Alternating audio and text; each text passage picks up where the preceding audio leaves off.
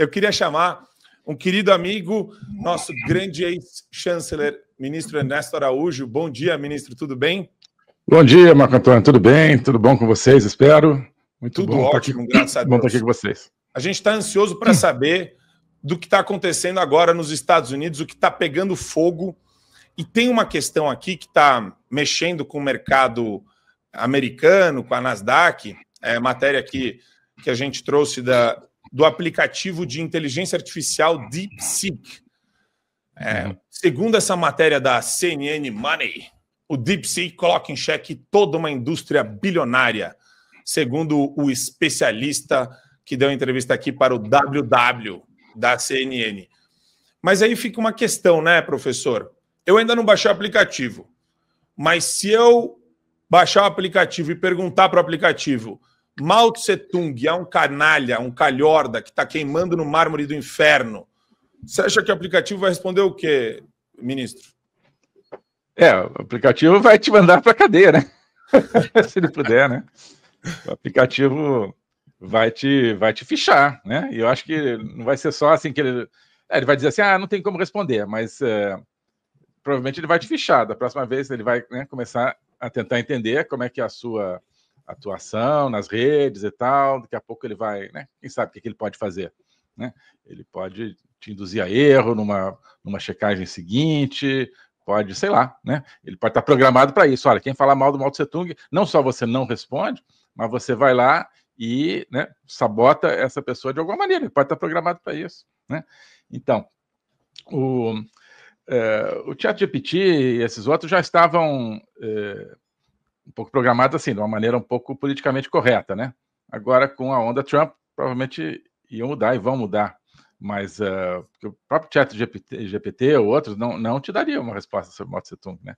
Eles evitam a política, o que significa aquela neutralidade pró-totalitária, né? Porque se você não pode falar dos desmandos dos totalitários, você então está protegendo os totalitários, e o ambiente da inteligência artificial vinha sendo esse ambiente onde você não pode falar de ditaduras, onde você pergunta sobre Cuba, sobre Venezuela, sobre China, etc., e não pode, né, não pode falar. Então, é aquele falso não falar de política, né? Na verdade, é um proteger as ditaduras. Bem, mas o fato é que a China está investindo em inteligência artificial como prioridade máxima do país há uns 20 anos, né? A China, no começo do século, quando ela começa uma fase assim, mais agressiva de assertividade internacional e projeto realmente de hegemonia mundial, que sempre teve, mas quando começa a fase mais assertiva disso, que é um pouco antes do Xi Jinping chegar ao poder, eles definem como prioridades máximas a inteligência artificial e o 5G. Né? 5G para você acelerar a conectividade, acelerar a transmissão de informação. Né? E a inteligência artificial para você acelerar o processamento de informação e tudo que vem junto. Né? Então, isso aí é o resultado de 20 anos, não é uma surpresa. Os bobeados já tinham esse deepfake, né? Como é que chama aí? Deep alguma coisa. Pronto. A DeepSeek. Pois é. Né? Deep Trouble, né? Deveria ser. O problemaço. Deveriam já talvez ter isso pronto antes, né? Para usar no momento oportuno. O certo é que isso aí faz parte de uma estratégia chinesa global, né? Não é por acaso que isso surgiu. Agora, o problema é que agora, para os chineses, do ponto de vista chinês, é que agora os Estados Unidos também estão vendo isso como uma questão global, não apenas como uma questão específica, empresarial, aqui ou ali. Né? Então, agora você tem dois contendores na arena, antes você tinha só a China. Perfeito, Ernesto. Professor André, tem uma pergunta para o ministro Ernesto Araújo? Bom dia, chanceler. Prazer falar contigo. Olha, acho que nesse estado de coisas, mais uma vez o Brasil, né, num embate ridículo com os Estados Unidos, e eu até estava comentando ontem, enquanto os Estados Unidos estão preocupados conosco, né, parece que eles iam responder às questões sobre as algemas, etc., enquanto eles se preocupam com a gente, ainda que com o ridículo e histeria promovidos por nós, me parece que ainda é um bom sinal. O duro será quando eles nos ignorarem por completo, não derem a mínima para o que nós fazemos ou para o que dissermos. E a minha pergunta, chanceler, é quando chegará esse momento? Até quando que os Estados Unidos vão suportar a nossa tolice institucional tão recorrente que, me parece, com a proximidade das eleições, será ainda acentuada?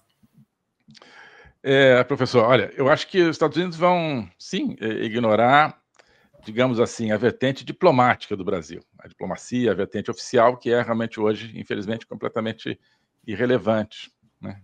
Irrelevante, e que procura aí alguns fatos, né, para se posicionar diante da opinião pública brasileira, tentando recuperar, né, um pouco da dignidade e da atenção que a diplomacia brasileira tem perdido da opinião pública, porque tem perdido, né, o respeito da opinião pública ao se alinhar com terroristas, com ditadores, né?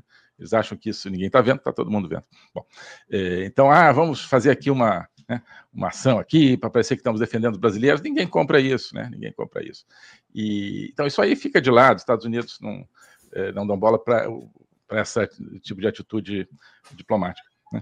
Agora, eu acho que os Estados Unidos não vão esquecer o Brasil, no sentido da participação que, né, organizações criminosas brasileiras têm hoje na grande rede de organizações criminosas da América Latina e mundial.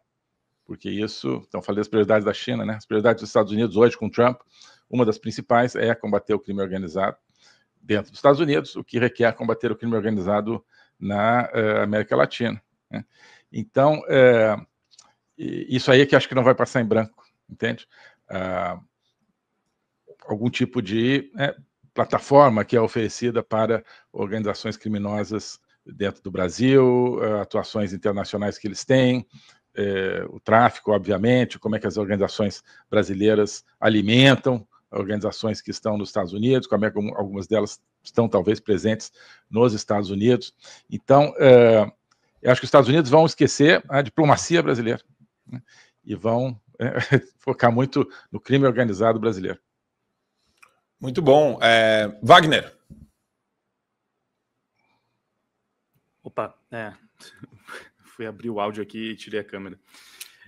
Olha, eu gostaria de perguntar para o ex-chanceler sobre a questão ainda da imigração, porque a gente viu no vídeo da Selena Gomez que não é só aqui no Brasil que está repercutindo. Eu queria saber como que isso está repercutindo internamente também nos Estados Unidos. O debate tem sido muito amplo por aí, porque aparentemente, né, a extrema imprensa americana mais uma vez está se comportando da mesma forma que a nossa brasileira, deixando de lado que o governo Biden já tinha deportado vários imigrantes e esse só se tornou um problema agora com o Trump deportando, né? Não só para o Brasil, mas para outros lugares. O governo Biden, pelo que eu vi em algumas notícias, tinha quebrado recordes de deportações, né? E não era tão comentado na imprensa americana quanto está sendo comentado agora que o Trump começou a deportar os primeiros imigrantes ilegais e criminosos. Como que tem sido esse debate dentro dos Estados Unidos?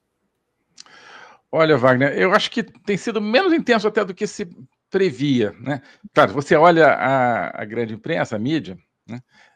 Eles querem fazer barulho com isso, mas a repercussão eu acho que não é tão grande quanto a gente imaginaria, a impressão que eu tenho, né? Então, o que significa também esse descolamento entre, né, a mídia e o establishment e a população. A população, inclusive muitos, acho que imigrantes legais, talvez a maioria, estão totalmente de acordo, não veem problema nenhum com a deportação, claro, sobretudo de criminosos que são ilegais, mas também dos próprios ilegais, porque significa tudo isso revalorizar a cidadania americana e as leis americanas, né? Porque se tanto faz a pessoa que está ali pela lei e a pessoa que está ali contra a lei, né, a lei como um todo se dissolve, né? O ordenamento jurídico se dissolve se a própria personalidade da pessoa, estando ali ilegalmente, não é tomada em conta, né? Então, eu acho que está havendo uma recuperação do ordenamento jurídico, da base da sociedade americana, e a maioria dos americanos gostam disso, né? Percebam conscientemente ou não, né? O fato é que a cidadania ou a presença legal das pessoas num país estava sendo totalmente relativizada, tanto faz você ser cidadão, residente legal ou ilegal. Agora não, agora existe digamos, um prêmio para você ser cidadão daquele país, como deveria existir em todo cidadão. Existe um prêmio para quem quer morar ali e fez todo o processo para morar legalmente. Então essas pessoas se sentem, digamos assim, premiadas, né, no sentido de que aqueles que estão ilegalmente não são mais tratados como se fossem cidadãos, o que era um absurdo, do ponto de vista do ordenamento jurídico, né? Isso um aspecto. Outro aspecto, você falou muito bem, né? O Biden, né, vinha deportando, ou seja, o governo Biden vinha deportando as pessoas, basicamente nas mesmas condições. Isso não atingia esse nível de debate de forma nenhuma. E Obama, na verdade, eu acho que o mandato do Barack Obama foi o recordista de deportações. Parece que durante o mandato do Obama foram deportadas mais de 3 milhões de pessoas, né? O saldo, acho que foi ainda assim, porque deixou entrar muita gente, mas o saldo ainda assim foi... enfim, não importa tanto o saldo, quer dizer, importa essa quantidade para essa discussão que a gente está tendo, mas claro que ninguém falava. Então isso mostra, só para acrescentar, que esse establishment, essa velha mídia, a esquerda, eles não têm princípios, né? O princípio deles não é a questão, olha, essas pessoas não deveriam estar sendo deportadas. Não, o princípio deles é puramente a conveniência política e o partidarismo político, né? Então, o mesmo princípio vale para bater no seu inimigo, agora quando é o seu amigo, você não usa esse princípio, né? Isso é básico da esquerda, do marxismo, do pensamento dialético do marxismo, né? Não existe princípio, né? Não existe filosofia, não existe lógica, não existe ciência. A ciência é usada de uma maneira ou de outra, né? A moral é usada de uma maneira ou de outra, né? Então, né? O tratamento aos deportados. Tá, e o tratamento dado aos presos do 8 de janeiro, né? Foi legal? Foi de acordo com o Código Penal, com o Código, né, etc. Eles não perguntam isso. Perfeito, ministro. Adrilho Jorge. Vamos lá. Ministro, o Trump falou recentemente em limpar a faixa de Gaza e tirar aquelas pessoas de lá, aquelas 2.300.000 pessoas, e colocá-las no Egito. O senhor acha que isso é uma coisa viável? Como se daria isso? Sempre que se fala em faixa de Gaza, a gente vê um problema completamente insolúvel, né? Porque é uma região dominada por terroristas, hoje dominada completamente pelo Hamas. São pessoas a quem já foi ofertado 12 vezes uma oferta pelo próprio Estado de Israel de um Estado palestino. Os terroristas de todas as espécies recusaram, porque querem destruir Israel, e ficam aquelas pessoas lá, a própria sorte, a própria miséria, a própria pobreza, os recursos que vêm da ONU, de entidades filantrópicas, a gente sabe que caem 90% nos braços dos terroristas do Hamas. Como é que se resolve isso? Dá para jogar a faixa de Gaza para outro canto, como que é o Trump? Como é que se faz? Olha, Adriles, tudo dá, né? Tudo dá se existe a disposição séria, né, de fazer as coisas. Uma grande parte do problema, e você apontou para isso, boa parte da chamada comunidade internacional, ao querer fazer, digamos, solidariedade com o povo palestino, né, na verdade, fazer solidariedade com o terrorismo, né, e, ao longo de décadas, ignorar essa vertente terrorista no núcleo, né, dos territórios palestinos, na faixa de Gaza, sobretudo, né, da Cisjordânia um pouco menos, né, e dizer assim, olha, eu sou a favor dos palestinos, quer dizer, os palestinos têm seus direitos, tá bem, ótimo, né, mas dentro desses direitos vem o terrorismo, e a comunidade internacional nunca fez essa separação, né? Então, por exemplo, o problema começa, a meu ver, nos anos 70, quando houve aquele atentado horrível da Organização de Libertação da Palestina, do Yasser Arafat, em Munique, né, nas Olimpíadas de Munique, foram lá, mataram atletas israelenses, né, totalmente do nada, uma coisa brutal que chocou o mundo, né. Um ano depois, estava o Yasser Arafat sendo recebido na Assembleia Geral das Nações Unidas, falando daquele púlpito ali de mármore que todo mundo fala, sendo aplaudido, né, sendo considerado um parceiro, digamos, da comunidade internacional. Então, a comunidade internacional nunca fez isso. Deixa eu falar, palestinos, são pessoas, coitadas, estão ali e tal. Agora, terrorismo não, né? Então, isso nunca foi feito, né? Então, o terrorismo sempre se beneficiou, ajuda econômica, a rodo, entrando na Palestina, ao longo dos últimos 20 anos, vindo de vários países, de organizações internacionais, para construir fábricas, para construir escolas, para construir, né, um mínimo de uma base econômica. O que eles usavam isso? Né? Os terroristas que dominavam a faixa de Gaza usavam para construir seus túneis, para comprar armas, para comprar equipamento bélico e assim por diante. Né? Tanto que estão aí. Agora tudo sendo descoberto. Então, como em todos os temas, eu acho que se a comunidade internacional tratar as coisas a sério, né, aí tem chance. Se todo mundo falar assim, não, realmente, né, palestinos é uma coisa, terroristas é outra, não vamos fazer nada que apoie os terroristas através da população palestina. Aí você pode desenhar uma solução como essa. Jordânia, por exemplo, né, os palestinos podiam estar vivendo na Jordânia. A Cisjordânia de hoje, que é controlada por Israel, era território da Jordânia até a Guerra dos 6 Dias, né? Quando os países árabes em torno atacaram Israel. Então, enfim, Israel atacou primeiro, mas é porque ia ser destruída pelos árabes. Mas, enfim, então, Jordânia está ali, do lado, né? Eles já foram, boa parte dos palestinos já foram jordanianos, outros foram egípcios, né, da faixa de Gaza. Então, não é nenhum absurdo, né? Não é nenhum absurdo pensar isso. Olha, como é que vai ser a responsabilidade, né, de alguns países por essa situação. Então, se houver vontade comum, eu acho que talvez haja, porque o mundo está mudando, é solúvel. Perfeito, ministro. Eu queria só deixar uma questão derradeira para o ministro, aproveitando a presença dele aqui no programa. A gente viu o Trump falando, e ele já assinou o decreto sobre os documentos relacionados aí à morte de Kennedy e de Martin Luther King. Teve alguma atualização desse cenário? Já abriram alguma documentação relevante? Ou ainda a gente vai descobrir isso daí? Tem um prazo para isso acontecer depois do decreto publicado? Marco Antônio, agora deve ter prazo, porque tudo que o Trump está fazendo tem prazo. E tudo, nada vai ser de graça, tudo acho que vai ter uma repercussão, né, de exposição aí, seja do Deep State, seja de atores internacionais, né? Então, no caso do assassinato do Kennedy, claro, todo mundo está especulando, será que a CIA estava envolvida? Bom, agora também tem gente especulando se a União Soviética estava envolvida, se Cuba estava envolvida, né? A questão também que ele está abrindo os documentos é do assassinato do Robert Kennedy, né, do Bob Kennedy, pai do atual, né, secretário de saúde americano, Robert Kennedy Jr. O que se sabe é que o Bob Kennedy foi assassinado por um palestino, né? Vamos falar do tema da Palestina. Isso lá em 1968, né?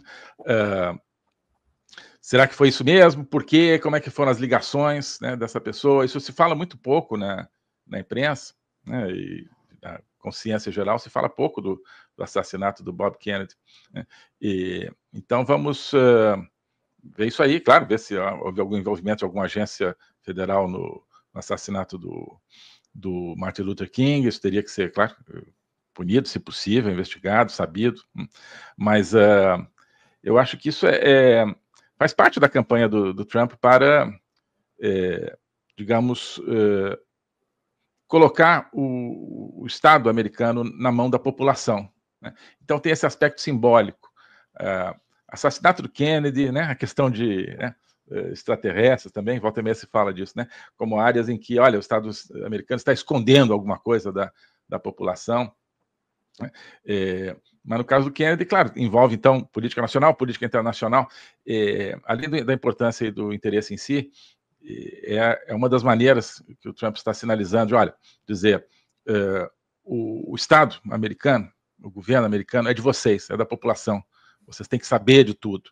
Então, se a população tem que saber até de coisas arcanas, né, segredos arcanos, aí como o assassinato do John F. Kennedy, tem que saber de tudo, tem que saber como é que é a regulação aqui do tema ambiental, como é que é a regulação do tema energético, qual é o funcionário que está fazendo o quê, por exemplo, né, na indústria farmacêutica, né?